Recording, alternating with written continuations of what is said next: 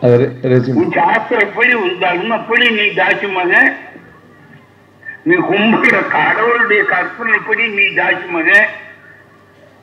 எந்த மனுஷனுக்காக கருவற அறிவு இருந்தா ஒரு கடவுளை கும்பிடுவானா? இன்றைக்கு நீங்க பாராட்டுறீங்க. நான் ரொம்ப ரொம்ப தீவிரமான கருத்தை சொல்லி இதே மேடையை சொன்னார், கடைசி கூட்டத்தில் கூட சொன்னார், நான் தான் பெரிய அறிவாளி, நான் தான் பெரிய அளவுக்கு இதை சொல்லிட்டேன், அந்த காலத்திலே அதை யோசனை பண்ணேன்னு என்னை பாராட்டி சொல்கிறீங்க. நல்லா ஞாபகம் வச்சுங்க, குறித்து வச்சுங்க. இன்னும் 100 வருஷம் கழித்து 500 வருஷம் கழித்து வரக்கூடிய தலைமுறை ஒன்று சொல்லும், ராமசாமின்னு ஒரு பிற்போக்குவாதி இருந்தாருன்னு சொல்லக்கூடிய அளவிற்கு வரும். காரணம் அன்னைக்கு அறிவு அவ்வளோ வளர்ந்துடும் என்று தன்னைத்தானே சொல்லக்கூடிய துணிச்சல் தந்தை பெரியாருக்கு மட்டும்தான் உண்டு. அப்படிப்பட்ட ஒரு அற்புதமான ஒரு சிந்தனையில உருவான போது அவருக்கு இந்த விஞ்ஞானத்தை பார்த்த உடனே ரொம்ப அதிசயம். நான் நிறைய நேரம் சொல்லக்கூடாது. இங்கே இந்த மாநாடு, இந்த இடம் இருக்கு பாருங்க, இந்த உருவத்துக்கு முன்னால் இது ஓல்டு டிரான்ஷன். இங்கே நிறைய மரங்கள் இருந்தது. 67 மாநாடு போட்டோம், சோசியலிச மாநாடு. அது ஐயாவே வந்து உட்கார்ந்து இதில் எல்லாத்தையும் வெட்டணும்னு சொல்லி ஆட்களை எடுத்து இந்த மரமெல்லாம், இந்த பகுதி உள்பகுதி இப்போ இருக்கிற பகுதிகளெல்லாம் நிறைய மரம் இருந்தது. அங்கே அந்த மரத்தையெல்லாம் வெட்டி அந்த பந்தல் போடணும், மற்ற ஏற்பாடு பண்ணணும்னு சொல்லக்கூடிய அளவுக்கு உள்பகுதியில் 2-3 பெரிய மரங்கள் இருந்தது. வெட்ட முடியல ஆட்கள் நிறைய அளவுக்கு. ஐயாவே காலையில் அங்கே வந்து அம்மா அவர்கள் சமைச்சு கொண்டு வருவாங்க, இங்கேயே சாப்பிடுவார் உட்காந்துக்கிட்டு. ஒரு சின்ன விடுதலை அலுவலகம் அப்போ கட்டி முடிக்கப்படலை. அது ஆகவே அங்கே உட்கார்ந்து கொண்டிருக்கக்கூடிய சூழ்நிலையில் அவர் இந்த ஆட்கள்லாம் வச்சு மண் எடுக்க சொன்னாங்க. ஒவ்வொரு நாளும் பார்த்தீங்கன்னா கணக்கு எழுதி ஐயாட்ட காட்டணும். ஐயா என்னப்பா இவ்வளோ பேர் வச்சாங்க, இவ்வளோ ரூபா இருக்குது, ஒரு வேலையும் நடக்கலையே அப்படின்னு இருந்தார். திடீர்னு நம்முடைய பொறியாளர்கள் வந்து உடனே என்ன சொன்னாங்க, ஐயா புல்டோசர்னு ஒன்று இருக்குது, அதுக்கு ஹைவேஸில் இருக்குது, அதுக்கு பணம் கட்டினா அவங்க வந்து 500 ரூபா கட்டினா 500 ரூபாயான்னார். இல்லை கட்டினா 2 நாளில் முடிஞ்சிடும் அப்படின்னாங்க. ஒரு நாள்லேயே முடிச்சிடுவாங்க அநேகமான்னு. அப்படியா, எனக்கு போய் விளங்கலையே, சரி செய்யுங்கன்னு சொன்னார்.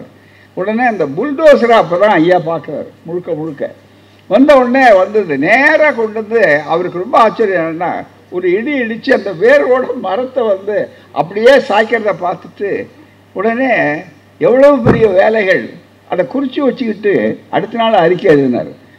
500-600 பேர் வேலை செய்ய வேண்டிய நேரத்தை மிச்சப்படுத்தி ஒரே நேரத்தில் இவ்வளவு சீக்கிரம் செய்கிறார்களே, அறிவினுடைய எல்லை எவ்வளவு வாய்ப்பு இருக்குது என்று சொன்னார்கள். அதே மாதிரி மேட்டூரில் அலுமினியம் ஃபேக்டரியை கொண்டு வந்து காட்டினாங்க. தந்தை பெரியார் அவர்கள் பார்த்தார்.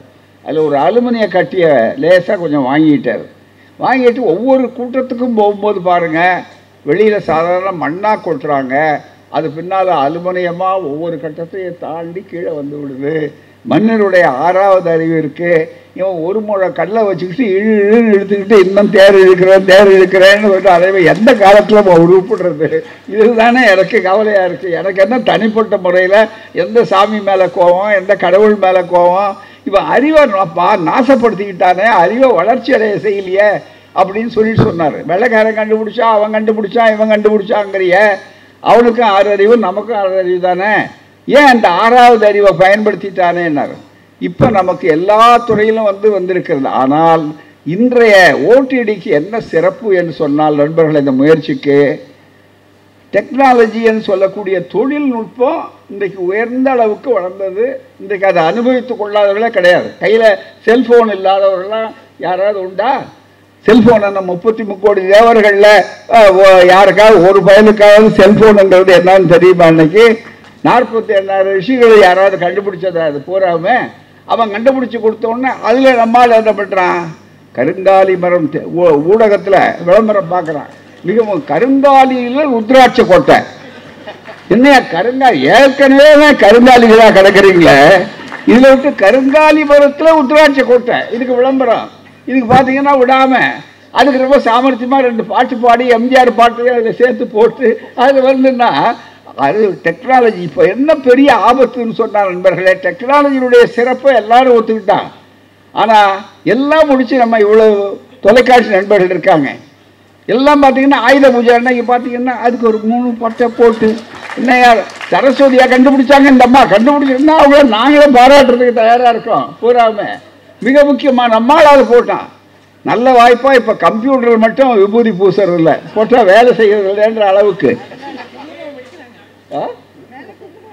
அதுக்கு மேலே குங்குமம் வைக்கிறான். குங்குமம் பாருங்க, ஏன்னா அவன் புரட்சி பண்ணா இவனுக்கு குறைஞ்சபட்சம் அறிவு எவ்வளவு வறட்சியா இருக்கு பாருங்க, மிக முக்கியமா.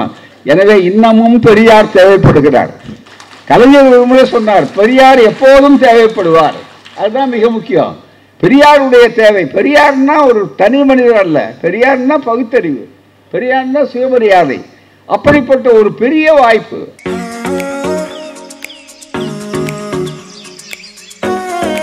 லைக் பண்ணுங்க, ஷேர் பண்ணுங்க, சப்ஸ்கிரைப் பண்ணுங்க, மறக்காம